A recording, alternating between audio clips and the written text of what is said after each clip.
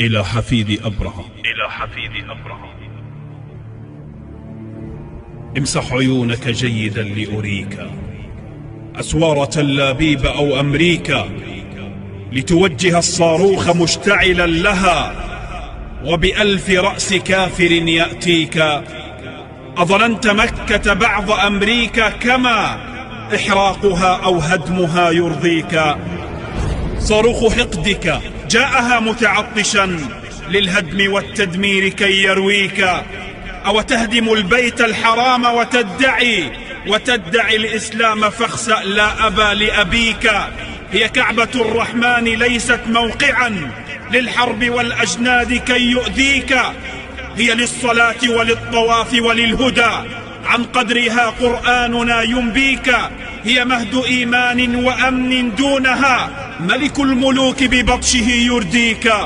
اقرأ غرور الفيل وانظر مسرعا، لا يقبل التأويل والتشكيك.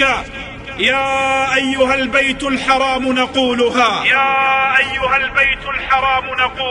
أموالنا ونفوسنا تفديك. مليار إنسان بألفي دولة صلوا الصلاة ميممين إليك، وسيبذلون نفوسهم ببسالة، لا يبخلون بما تريد عليك.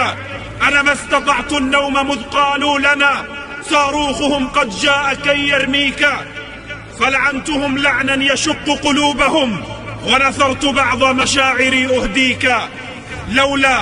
لولا بأني تحت وطأتهم وبي من حقدهم والمكر ما يبكيك، لنحرتهم نحر الجزور بأحرفي، وأتيت من أكبادهم أسقيك.